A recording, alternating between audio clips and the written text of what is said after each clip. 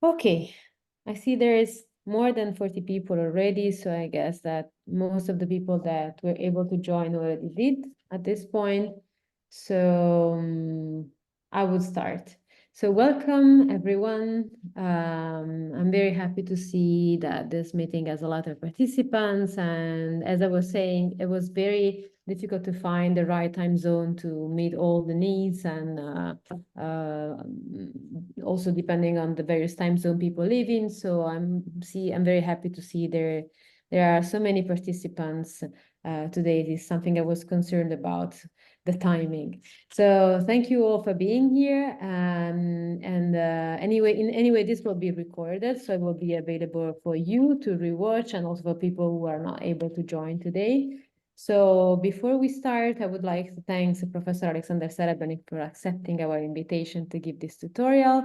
So just a quick introduction for those who don't know. Alexander Serebrenik is a full professor at the Technical University of Eindhoven, has been serving as both as an organizer or PC member for many, like countless software engineering conferences, and has been also the recipients of the Distinguished Reviewer Award many times. And so, like when we were, when Kla and I accepted to serve as a, sorry? Okay. Can you hear me? Yes. Yes. Okay. So when Kla and I were like accepted to serve for the organization of this of the PC Junior PC initiative, we immediately thought that we wanted to invite Alexander to give a tutorial, because as a senior member of the community, is definitely one of the most prominent, like, would have been the perfect fit for this initiative. So thanks, Alexander, for accepting our invitation. And just a quick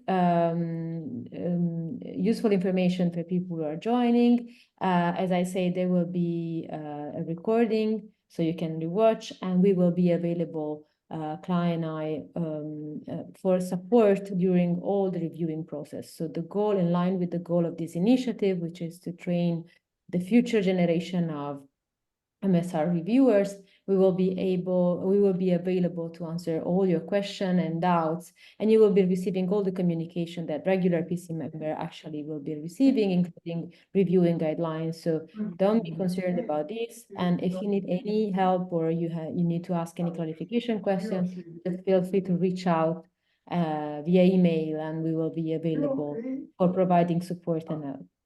So I don't want to take like longer for the introduction, so it's already 8:05, so I don't want to steal your time, Alexander. So thanks again for for accepting our invitation, and please, the stage is yours.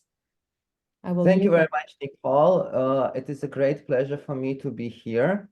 First of all, I would like to welcome all the participants and all the members of the Junior PC. And of course, congratulations, you made it, right? This is it's a big achievement.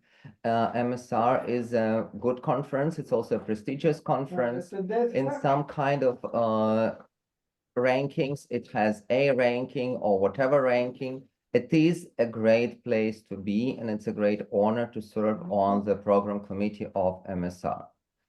I can imagine that while being on the program committee for the first time, yes, you might be a bit scared. So I would like to start by explaining you the very, very basic principle of reviewing. And this principle is very simple. Be kind. Be kind because the authors are also humans. You have published papers yourself, most likely. You might have experienced rejection yourself. And it does not mean that you should always be recommending acceptance. It is perfectly fine to be critical. However, critics should be constructive. It should help the authors to improve their paper. Keep in mind that most of the scientific papers are published, not necessarily at MSR 2025. It might be a different conference, it might be a journal. but keep in mind that this work sooner or later most likely is going to be published, and it is your role as a reviewer to help the authors. So the very, very first message, the very, very first principle is be kind. So of course, you know, it's kind of easy for me to say be kind, but where do you really start with reviewing a paper? And essentially, you start reviewing the paper from the call for papers. Just a sec, let me turn on the lights.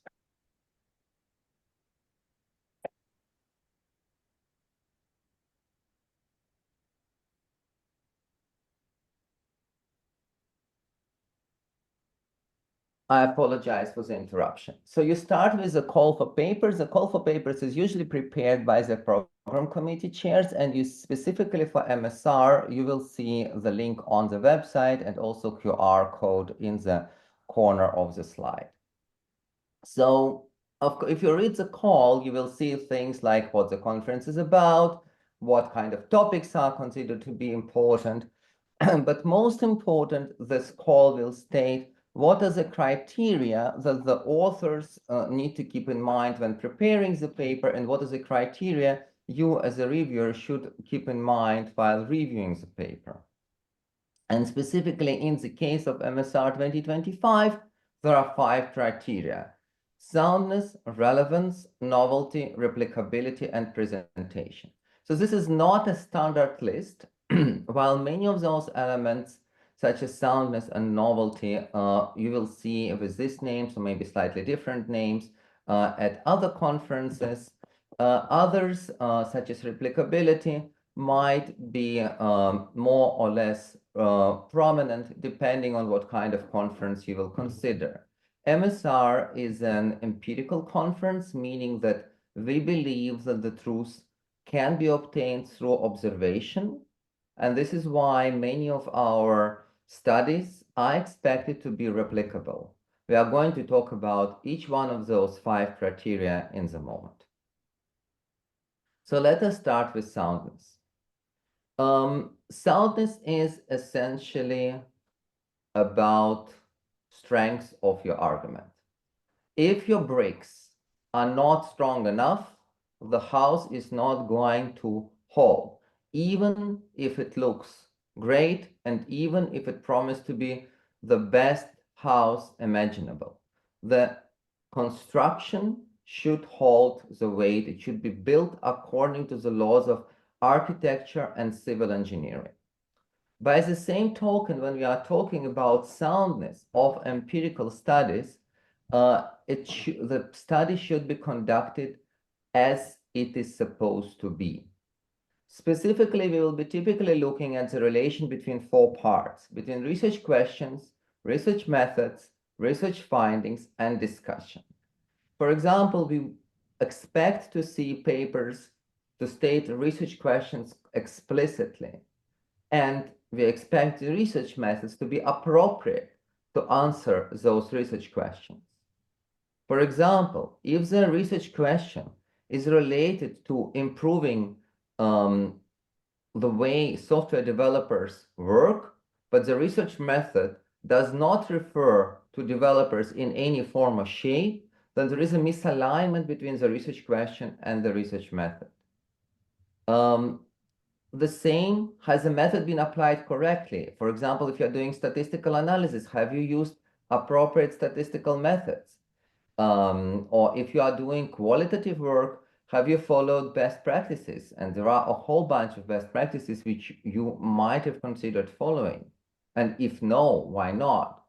And so on. So those are essentially the 4 principal elements of soundness. And what we are going to be looking at are typically the relations between the 4. One useful website you might consider are the so-called empirical standards. You might see the URL in the upper part of the slide. You might also see the QR code. So this is a work which has been initiated by Paul Ralph from Canada. And since then, several researchers from the software engineering community have contributed their knowledge to description of specific research methods. You might notice on the left-hand side, you have general rules. You might have, you have specifically a list of qualitative and quantitative methods, as well as specific cases such as literature reviews, meta-science, and replications.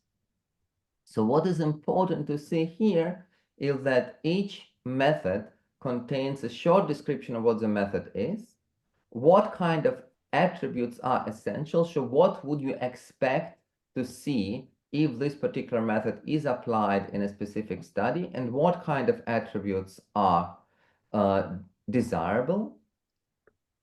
But what's more important, it also has examples of invalid criticism. So don't fall trap to invalid criticism. For a classical example of invalid criticism is criticizing case studies for being conducted on a single project or in a single company. That's exactly the purpose of a case study, to obtain profound insight in heavily context-specific and context-rich environment, meaning that we cannot expect this to be applied on a large scale. And it also has methodological references. So if you have questions about specific methods or exemplars, examples of papers which have successfully applied those methods. Please keep in mind this empirical standard, it's not a holy grail. Each paper is different, and the authors might have good reasons to deviate from those guidelines. And of course, there might also be additional shortcomings in the work that are not listed in the empirical standards documents. However, if you are reading a manuscript and are being asked to evaluate soundness of the method, this might be a good starting point to check whether whatever the method is chosen, whether it has been applied correctly. And then I would like to show you a couple of examples of reviews which have been discussing sound. And the reason I'm putting the mirror, because I cannot really show examples of the reviews I have written, because of course I cannot disclose information about somebody else's work. However, I'm going to show you a couple of examples of the reviews which I have received as an author. And we are going to try to see how those comments can help us to improve our work. So let us start. So the first comment was related to interviews. So in this case, a reviewer wanted to know more details about the interviews, like how many engineers have used it, how many engineers of those who have been using the tool were actually interviewed, because if there are 20 engineers who are using it and we interviewed only one, maybe opinion of this person is not exactly representative, and maybe they have some other ideas, and maybe they've been only using it because they liked the first author of the study, and they dropped it the moment the first author went away.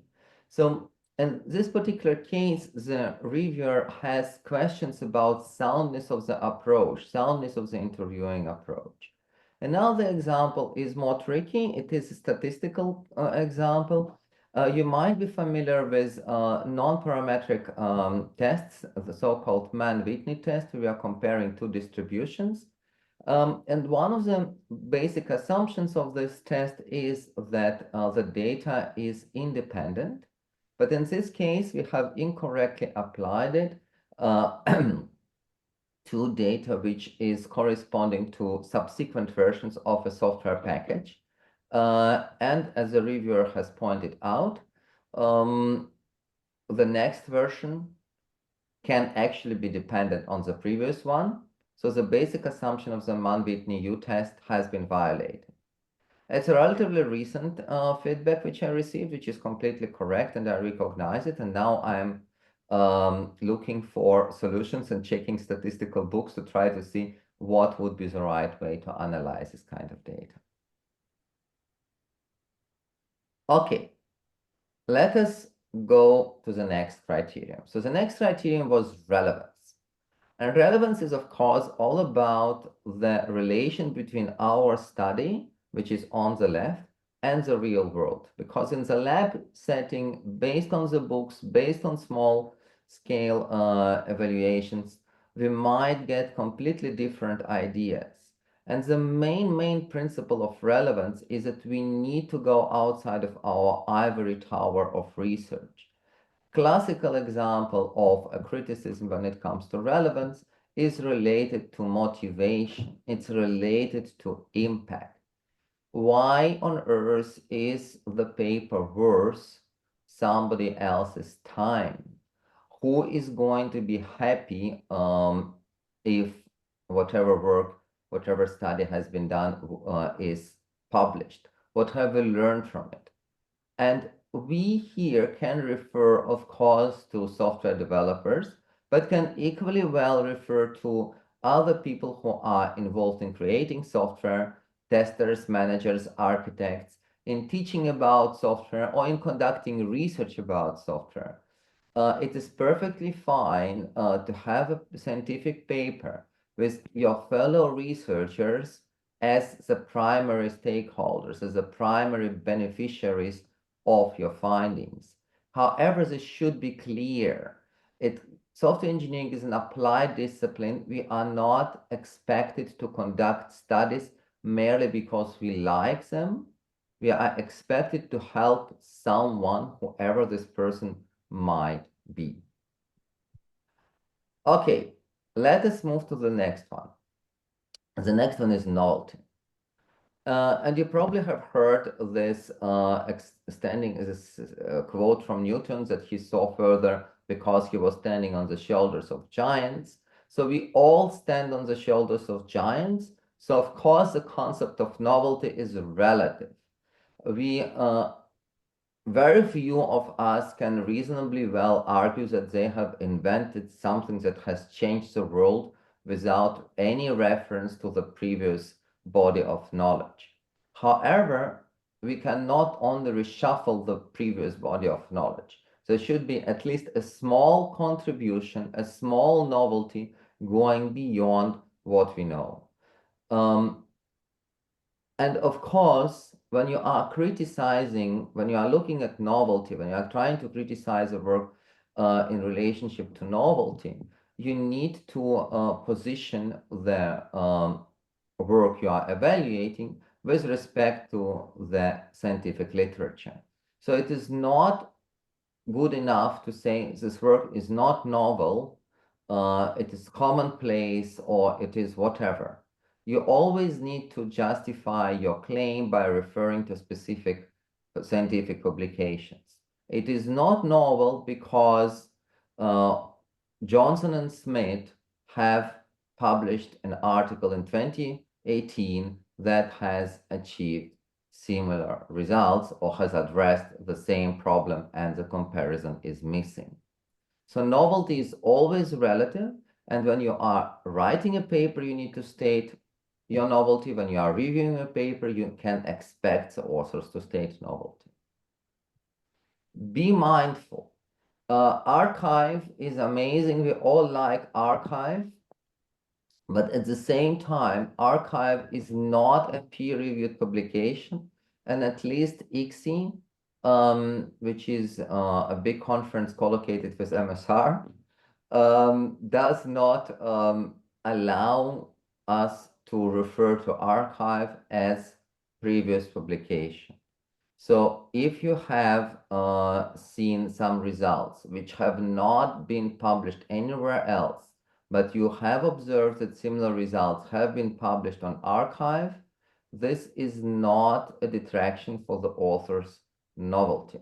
The same holds for any other kind of non-peer-reviewed work, such as master theses and so on. Just to give you a couple of examples, how do we do when it comes to the novelty. So in this particular case, the reviewer actually liked our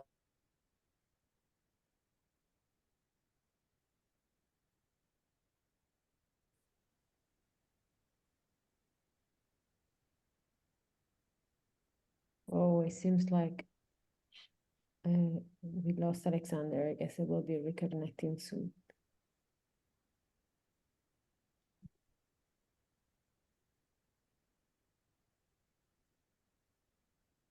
Let's wait.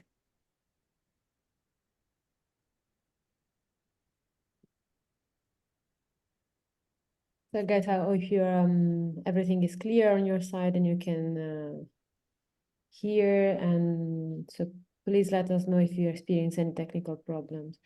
Okay, Alex, I'm back. welcome I back. have no idea what's going on. I'm so sorry. It's okay. Okay, so can you see my screen? No. Not yet. Yes, because of course I forgot to share it. Sorry.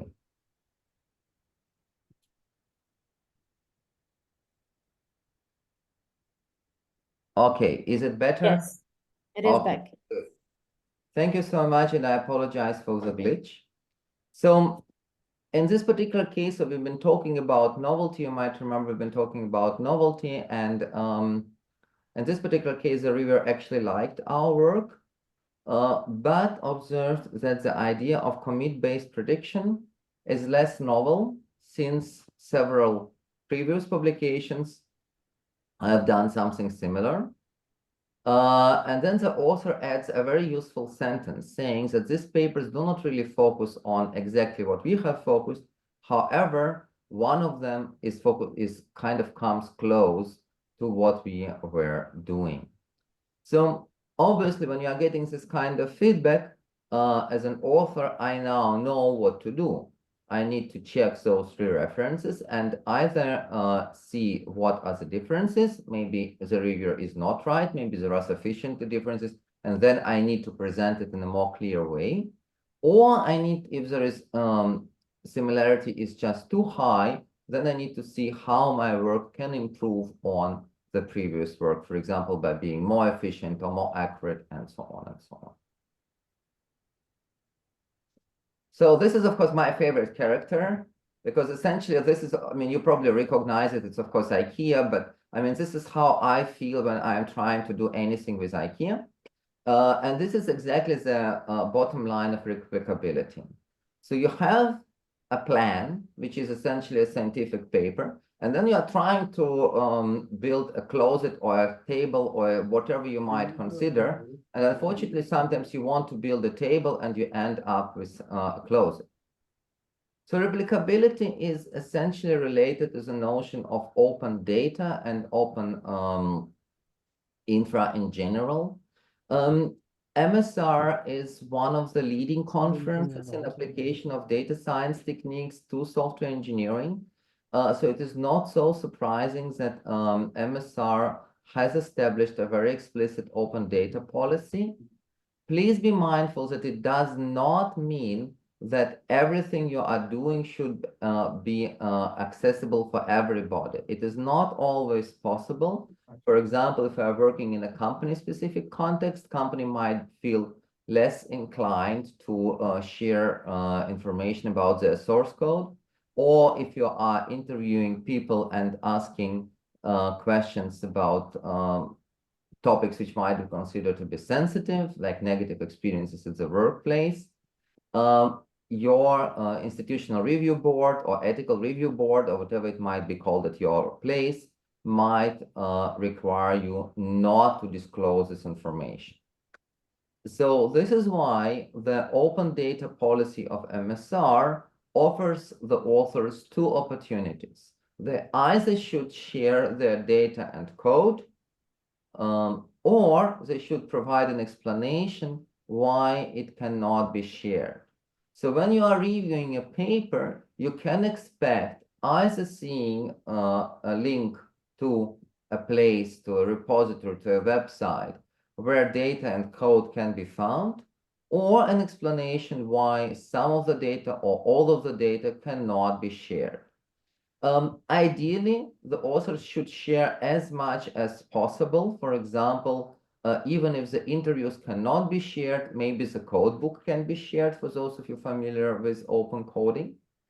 But at the same time, of course, you should not be expecting the authors to perform a microscopic work figuring out every single detail. So for example, if you are working with large repositories and those repositories have to be anonymized, then the effort anonymizing those repositories might be prohibitive. So you need to have some kind of reasonable assessment of what are you expecting.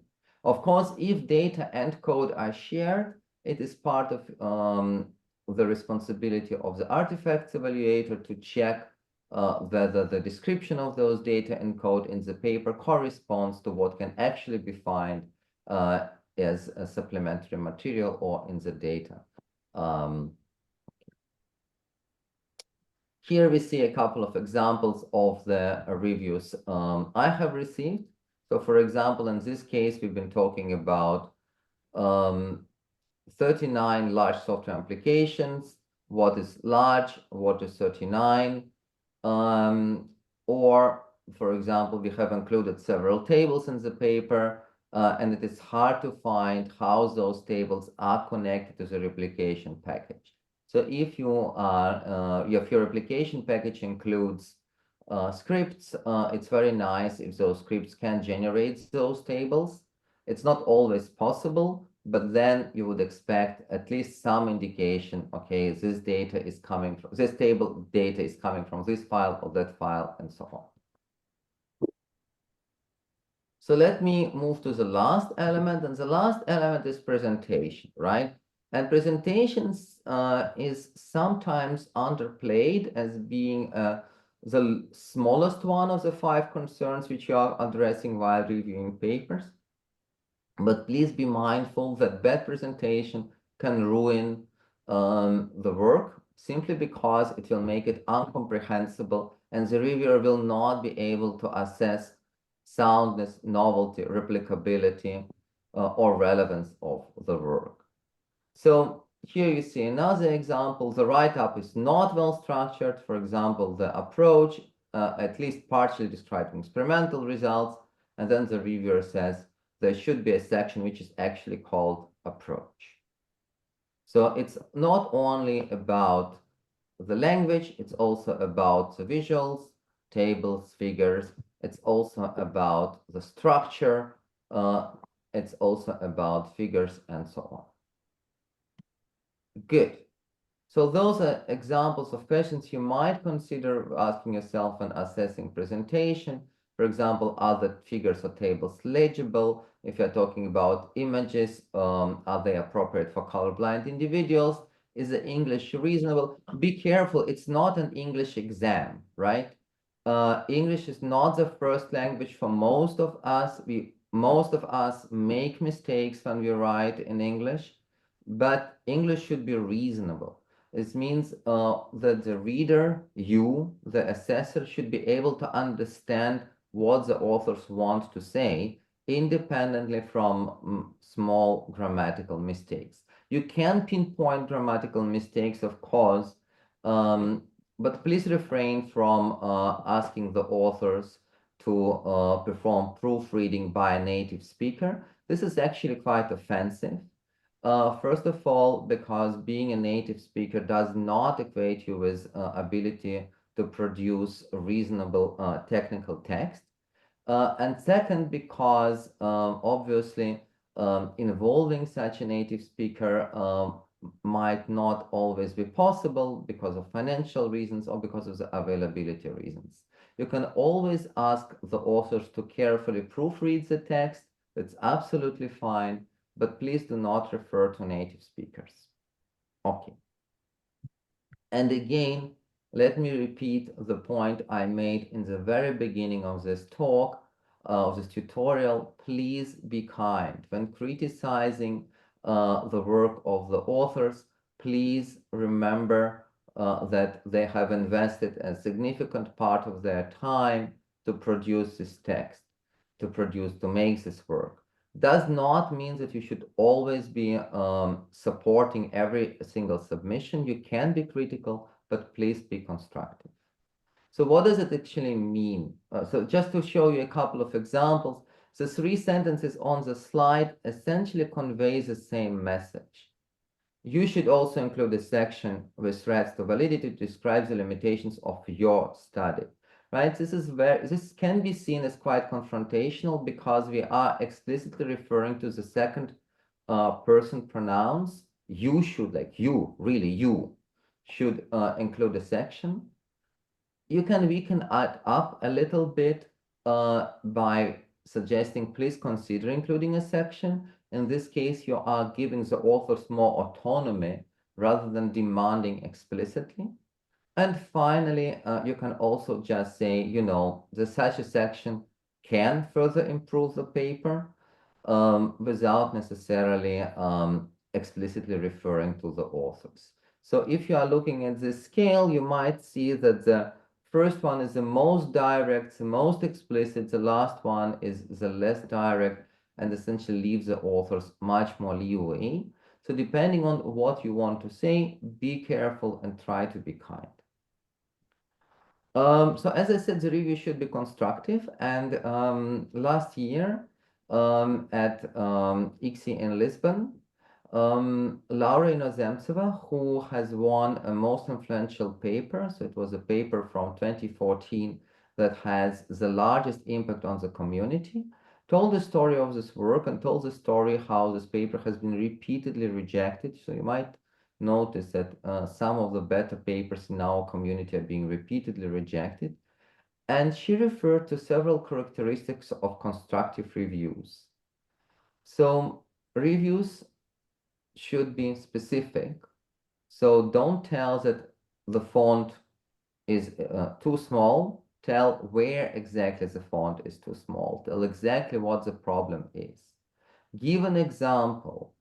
Give an example of the to illustrate your point. Don't ask for things which are too generic. Stress the most relevant aspects because, of course, every paper has shortcomings. Published papers have shortcomings, award-winning papers have shortcomings, and we can list them till no end, but it's important to distinguish which part of your criticism is a major one, which is a minor one, and which one are actually editorial remarks. Be nuanced. Don't try to say that everything is good or everything is bad. Focus on specifics. And as I said, be respectful and humble, because don't forget that people whose work you are reviewing are also human beings. So in the last part of the tutorial, I would like to reflect a little bit on my own reviewing. As I said, it's difficult for me to share the reviews I have written. But I would like to show at least some of the bits and pieces, and some numbers mostly, and to reflect on them together with you. So reviewing is, of course, involving a whole bunch of assumption, and sometimes it's, you know, you have guidelines how to review. I have given you a bunch. You can also find a bunch on the internet, but there is so much going on into the reviewing, which just comes with experience and is sometimes very difficult to verbalize. This is this kind of hidden part of reviewing, and it's sometimes difficult to say for me whether why some of my reviews are considered to be good and some of them are considered to be less good. Somehow intuitively I can only assume that apparently I'm doing something correct, since, as Nicole said, I have won several distinguished reviewer awards. But it is just just experience. It's very difficult to say, okay, this is how you should do it, because ultimately each one of us develops their own reviewing style, and Nicole's reviewing style is different than mine, and it doesn't mean that one is better than the other. So I have given a similar talk in 2018. And back then, I have looked at 10 reviews, which I have written before this talk, conference reviews. And as part of the preparation for this talk, I have looked at the 4 reviews I have written for MSR and something like 12, 14 reviews I have written for ICSI. So you will find, like, so the number there is the median number of words in the review. You might notice that this number is reasonably stable over the years. Some people will argue that those reviews are quite long. It's interesting that Tim Menzies, who has given a similar tutorial last year or 2 years ago, has argued that long reviews are a sign of inexperienced reviewer. Of course, compared to Tim Menzies, I'm not an experienced reviewer, but at least my reviews tend to be long. That's the only point I can make here. And in particular, when I'm writing a negative review, I'm trying to be more explicit and more detailed in my comments, mostly to provide the justification of the parts which I believe should be improved before the paper can be considered. And here you have 2 pictures. The upper slide is MSR and ICSI 24, and the lower slide is the data from 2018. You might notice that in the 6 years, we have also changed our evaluation scale from -2 to without 0, right? We were not allowed to be on the borderline, to reject to strong accept. So you see that essentially the longer reviews, there is a slight decreasing trend. Reviews which are more negative tend to be longer. You might, of course, ask what happened there, because this is a review when I put reject, but it's a short one. Any ideas what happened there?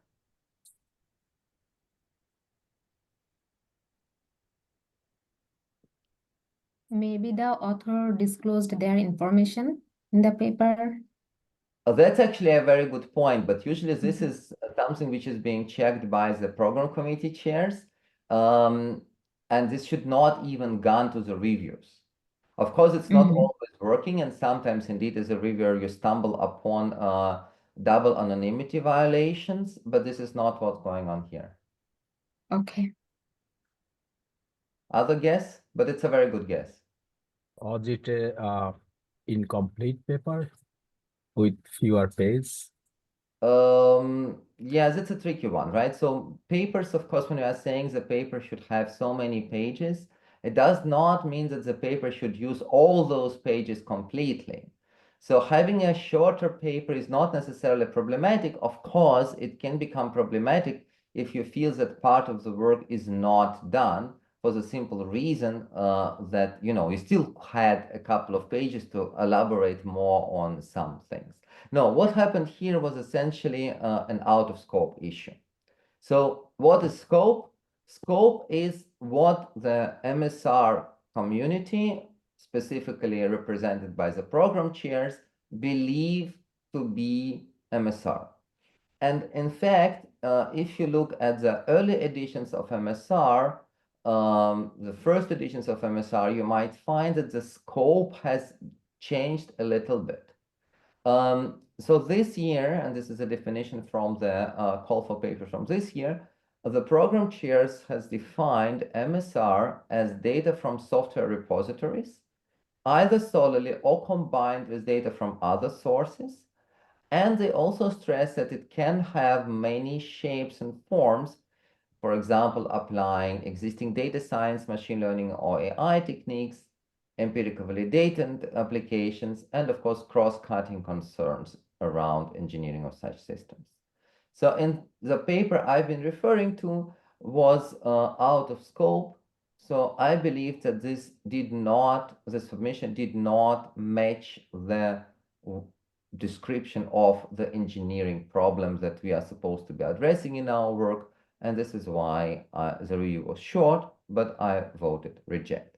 It doesn't, so out of scope discussion does not happen too often, but it happens sometimes. It happens sometimes, in particular when it is a little bit on the borderline between different fields. For example, is it software engineering, or is it human-computer interaction? Is it an application of AI for software engineering, or is it just an application of AI for whatever data that happen to be a software engineering data, and then essentially MSR was not necessarily the most appropriate venue, and so on and so on.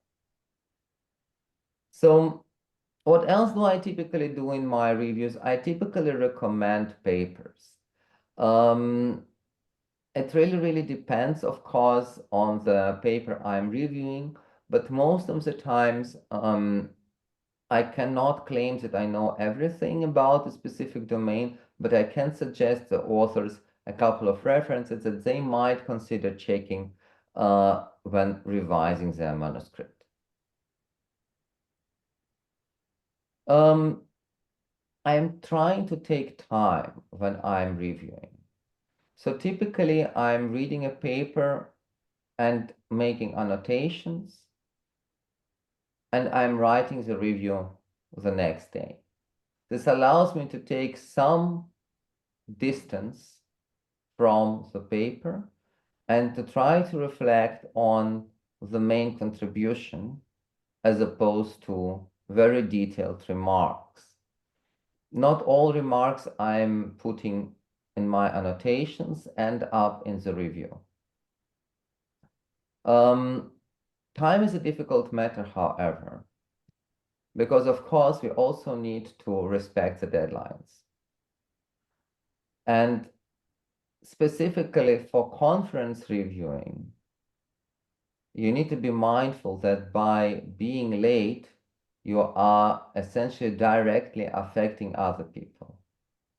Because if you are late with a review, this means that the chairs might be forced to ask somebody else to jump in and to perform your review.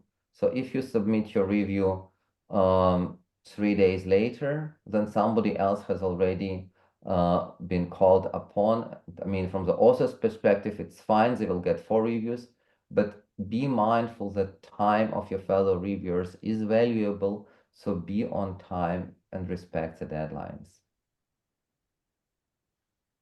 And another thing which I like doing, I like discussing. This is, you see, an example of a real MSR discussion. This was a banquet at MSR Lisbon. But I also like discussions during the paper review sessions, right? So once you have submitted your reviews in hot CRP,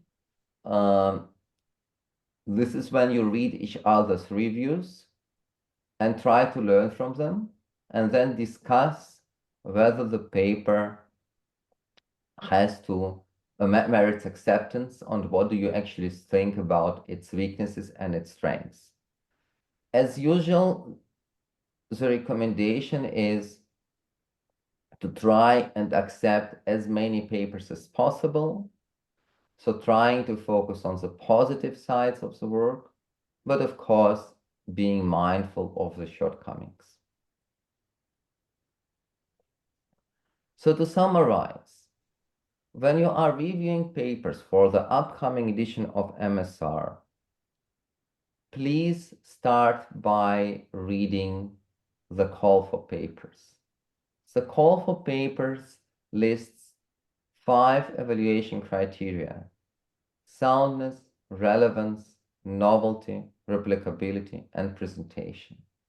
So from each one of those, it's not just a word, but there is an explanation what those things actually mean for our community. Please be mindful that if you are reviewing or have reviewed in the past for other conferences, the same words might have slightly different meanings, and you might also have seen different evaluation criteria.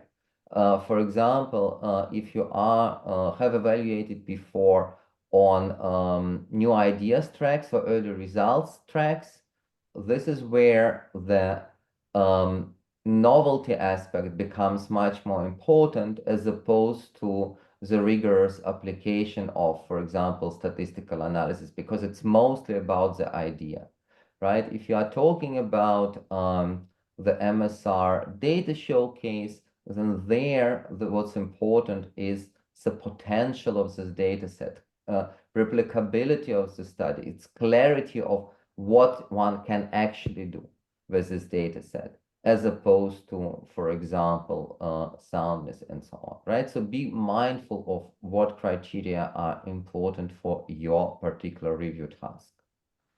Whatever criteria you're applying, please be kind and please think about the way of phrasing your criticism in a constructive way. Take your time, but also respect the deadlines. And finally, be mindful that your role as a reviewer does not end at the moment you have submitted your review. It's important for you to be involved in the reviewer's discussion. It is perfectly fine to disagree. Be mindful that you are going to be reviewing papers with very senior people, but it does not mean that you should not be able to argue your point.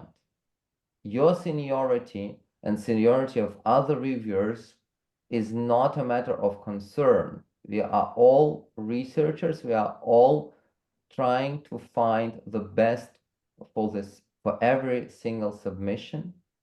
So don't just, try to hide in the corner when you are, by sheer coincidence, reviewing a paper together with more senior colleagues. If I remember correctly, but Nicole, please correct me if I'm wrong, this year there will be 3 reviewers. One of them will be from the Junior PC, right? Yeah, that's the model we are implementing this year. So you actually are part of the regular reviewing process. So you will be definitely part of a team of 3 reviewers, and it's very likely that you will be having to discuss with people who are more senior than you. So this is a very good piece of advice. So thanks for pointing this out. So, right? And again, also there, be kind, because reviewers might make mistakes. Unfortunately, we are all, fortunately and unfortunately, we are all humans. So you might misinterpret some of the findings. You might misinterpret some of the findings. So also there, the kindness rule and the politeness rule holds. So thank you very much for this opportunity to give this tutorial, and it will be a great pleasure for me to answer your questions. Thank you. Thank you very much, Alexander. This was Shall I stop sharing the screen? as you like. I mean, yeah. As you like. I guess we can just keep it as it is. Maybe somebody has Okay, sure, let's keep it. slides. Okay, so I guess we have time for a few questions. If somebody has a question, please feel free to switch on your microphone and just ask. I will be trying to moderate in case I see many people want to join, and you can raise your hand.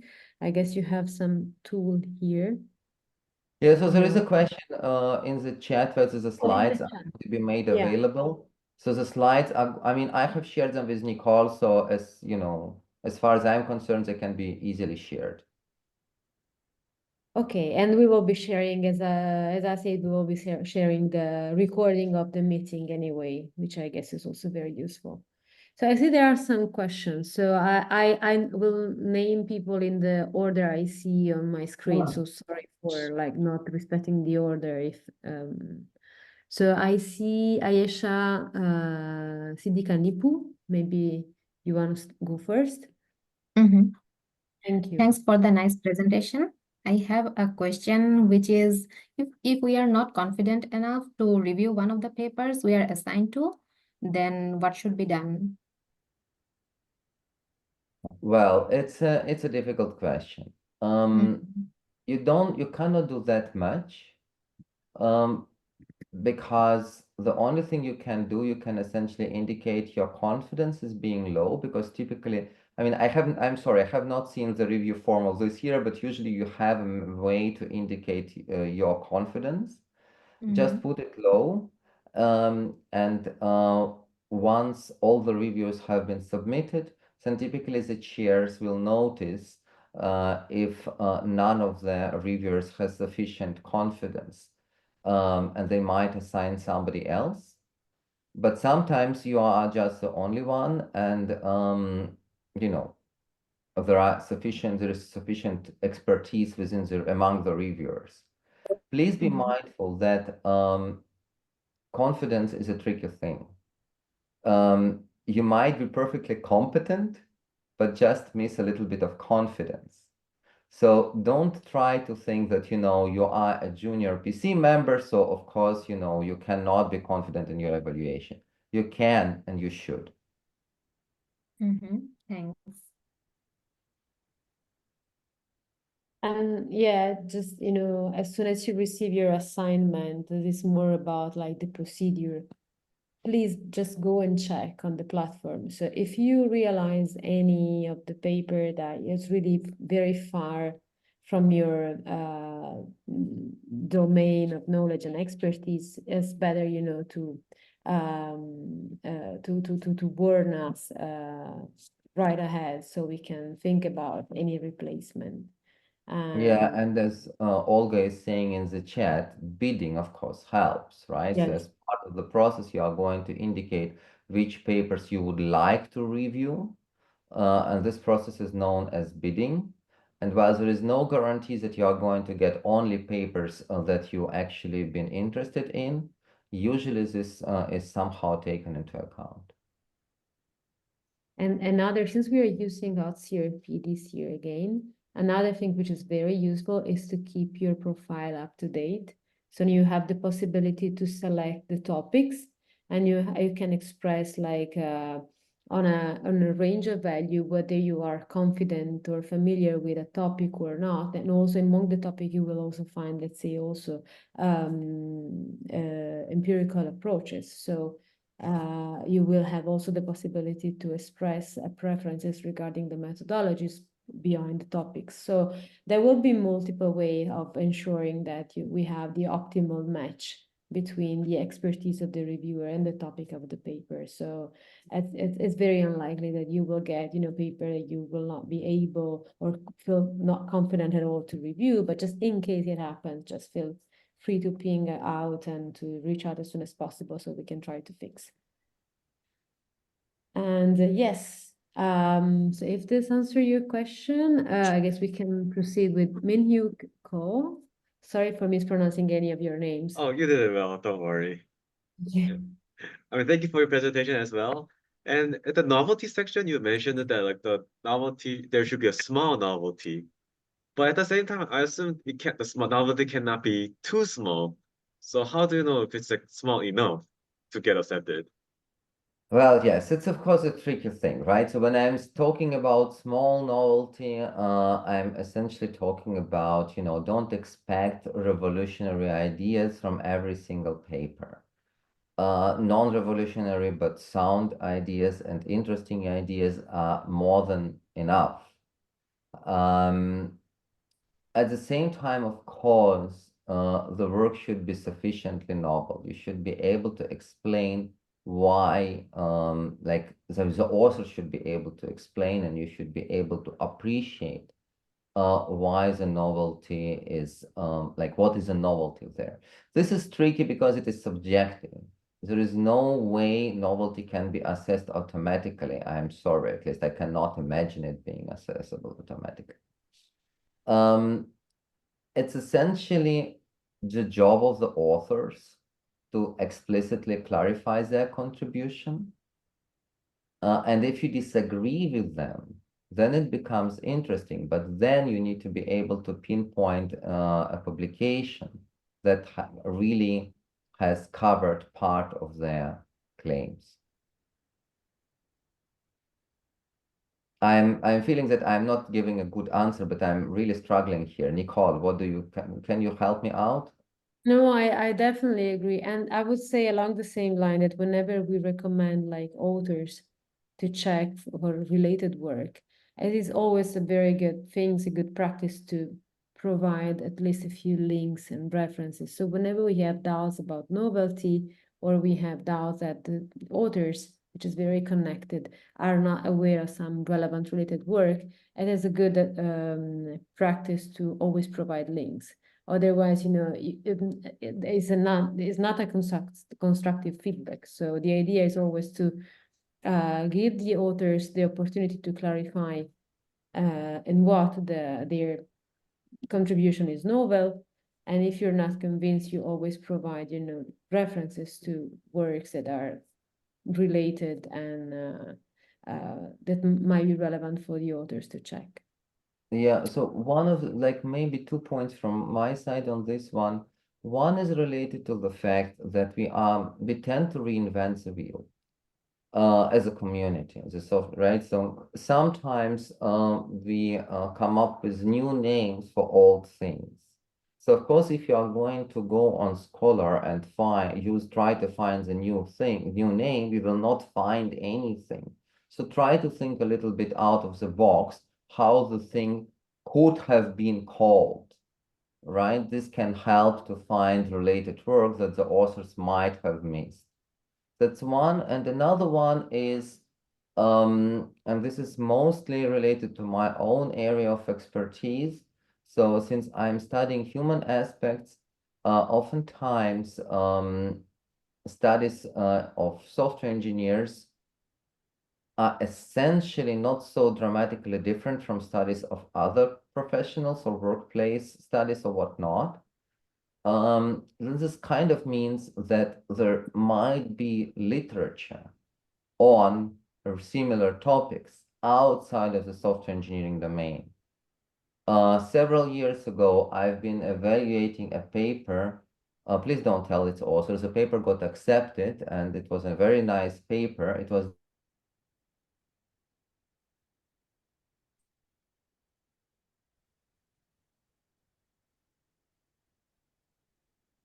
Oh, we missed Alexander again. So let's see. Let's wait for him to join back the meeting. And then I see we have other questions. So yes, I was telling a dramatic story, and of course, Zoom decided to increase the dramatic effect. yes, and now we are waiting. Yes. To know the rest of the story. So I was reading a paper. So you might know that several years ago, Google used to advertise tools in the stalls of their bathrooms. It was the program known as Tools on the Toilet, and then so on and so on. So this is something which was a peculiar initiative, but there is an obvious comparison point.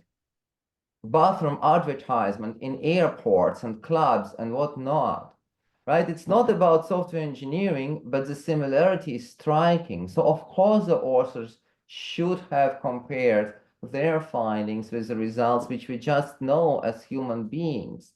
No, this was not a reason to reject this paper. The paper was a nice work. The paper was accepted. What's interesting is that the authors have written a response letter where they admitted that it was kind of embarrassing that they have not thought about it themselves.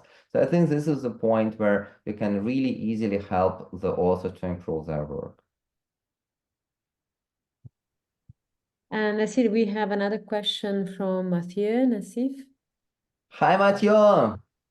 Hi. Yeah, thank you so much for taking the time. My question was about the other, in my opinion, more subjective aspect, the relevance.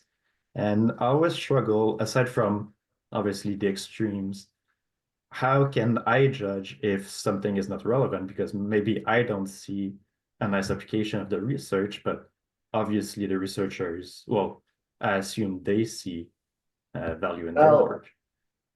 Part of their job as authors to explain relevance.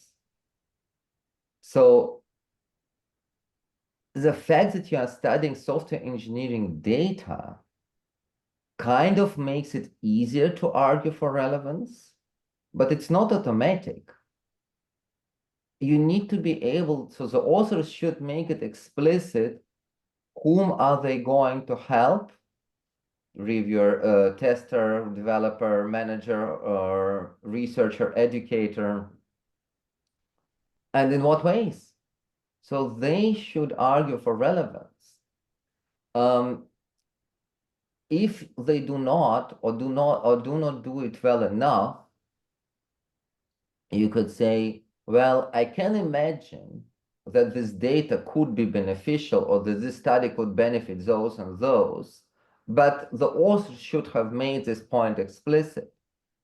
Sometimes it's not clear what is the intention. And then, sure, I mean, as I have shown you the reviews, motivation is a big deal. Implications are a big deal. Mhm. Thanks. I also had another more technical question if I have time. Nicole? Sure. We have time for another question, and I don't see anybody else who's raising their hand, so please feel free to ask. Alexander, you mentioned about the reviewing the artifacts, that this is part of the artifact committee. So does it mean we only need to look at whether it's there or not, or is it expected that we'll do a more in-depth review? Well, this is essentially not a question for me. It's a question for the PC chairs, right? So Olga is here. In general, as a normal reviewer, you check things in a relatively shallow way by saying, you know, there is this data, it seems to be aligned with what the paper says. And if there is a dedicated artifact reviewer, who is essentially looking much more carefully at what is happening with this data. But it really depends on how the PC chairs are going to organize it. Let me see whether there is any answer, maybe. Olga, are you still around? I guess Yes, I'm here. So quickly to say that, yeah, there will be, if you are assessing an artifact, you'll be giving 3 options to evaluate the artifact. Number 1 being, I'm just looking at the form here, the artifacts are not present. The artifacts are present but not sufficiently in line with what is declared in the submission form and in the paper. This is the second option.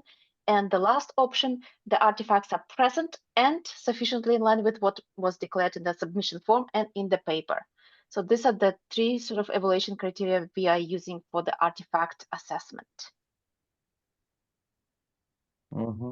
Thanks, Olga, for clarifying this. And by the way, you will Thank be you. receiving all the guidelines that we will be distributing. So Olga and Ayush, they will be both, including you and the communication. So you will be receiving the reviewing guidelines as well.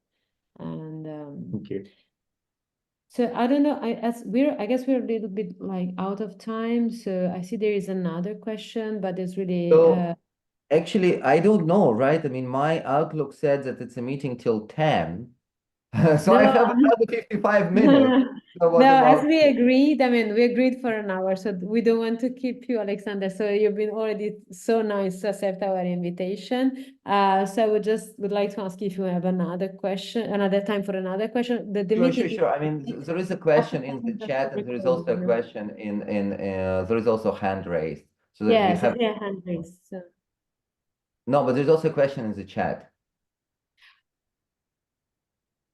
All right, so let's go for the hand raise first, because I guess it was earlier. So changing. Yeah, hi. Thank you. Thank you for the great talk. And I would like to ask how to make specific comments or constructive suggestions if we think the paper is hard to follow and hard to understand their idea. That's a challenging one, right? Of course, Yeah. it's relatively easy to make a comment on presentation, right? The paper is difficult to follow. It is not clear where is it going. But again, the question is, what part is difficult to follow? Because paper may be very well motivated, so you understand the problem, but the solution might be so complex that you cannot understand what is essentially going on. In this case, you can say that you appreciate the problem and the relevance of this problem, and presumably also the claimed novelty, but you have concerns related to soundness because, for example, some of the details are missing, or it's very difficult to understand what exactly is being done at this particular step of the analysis. You can also say that you might also have a situation when it's not even clear what problem is being solved, but then it's mostly about motivation, it's about the impact, it's about the relevance. So even if it's hard to figure out what exactly is going on, try to at least position it a little bit along the lines of the elements we've been talking about, such that the authors would know which part to improve. Oh, yeah, thank you. Thanks, Alexander. So I guess we will just quickly take the question in the chat. I don't know if Olga is still around, as a question about conditional acceptance. So I guess there's this kind of very technical information will be provided in the guidelines. So I'm not sure about like our stance on this right now. As usual that it is custom, as not necessarily something that must be, decided in advance. There might be papers occasionally that could be easily fixed by just giving the author the occasion to do some very specific list of changes. So I don't know, Olga, I see Olga is here, so maybe if you can provide further details on this for this year. Given that presentation issues, every paper will have some presentation issues, and this is something for you to highlight in your review and during the rebuttal phase. So when the authors actually respond to your questions, right? So they will say, okay, thank you for pointing this out. We will address all the formatting issues, for example, or we will increase our font. So they will get back to you, to your questions, and you will know upfront whether they are planning to fix those issues in the camera ready copyright. But in terms of conditional accepts, I think Ayush and I, we are trying not to have too many conditional accepts, only in very, very rare occasions, just because it's always, we need to assign a shepherd, the person who will be taking a second look at the paper, so it might take time, and we are dealing with very, very strict deadlines. I'm sure you've seen the deadlines, and as a junior PC member, you are lucky you will be assigned only one paper, but the regular PC members, they'll have a higher review load, so it's really for them, they'll need time to actually, come back if necessary. And we will reserve conditional accepts for rare cases. Maybe I can just say that in general, things which are related to presentation, like this is where we would typically trust the authors. I mean, of course, the authors can always decide to neglect the reviewer's recommendation. It is their full right. But most of the times, we trust the authors to fix things which are easily fixable. Things which are not easily fixable, this is where you really have this conversation about other strengths of the paper, do the strengths of the paper outweigh the weaknesses? And I'm fully with Olga on this page. Conditional accept is a difficult story, and I fully understand the reason why they don't want to do it massively.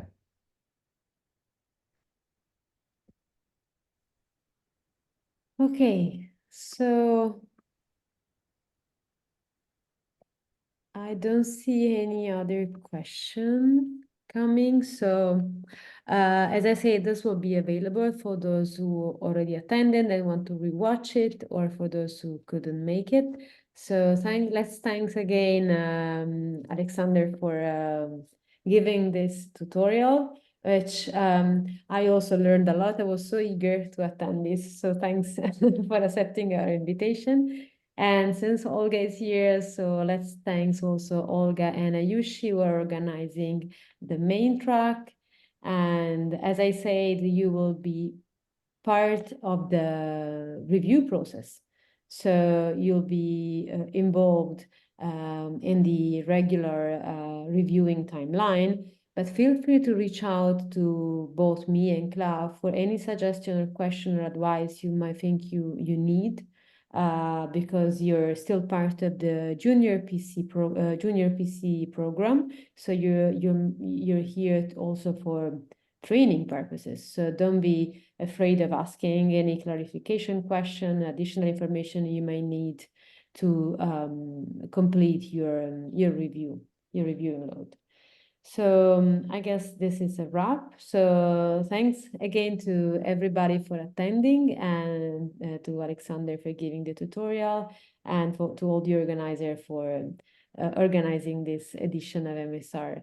So stay tuned, because we will be sending you further information the next days, and the deadline is approaching, so all the information will come right away and via email. So let's stay in touch.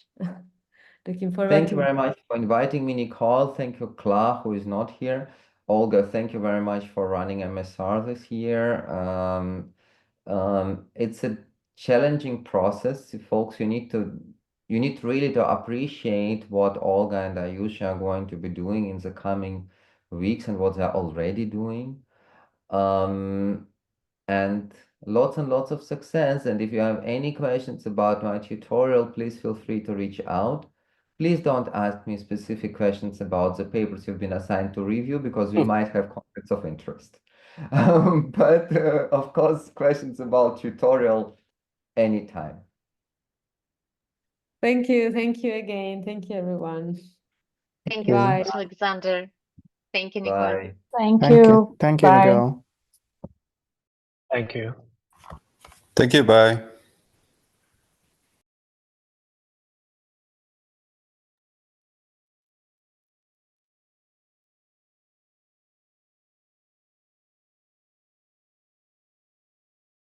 Hi, Nicole. I have a question. So when will be receiving the tutorials with recordings? We need just sometimes for doing the processing of the video, and then we will be sending the link to you. Thank you. I appreciate all the effort for training junior PC members. Good. Thank you for joining. Thank you. Bye.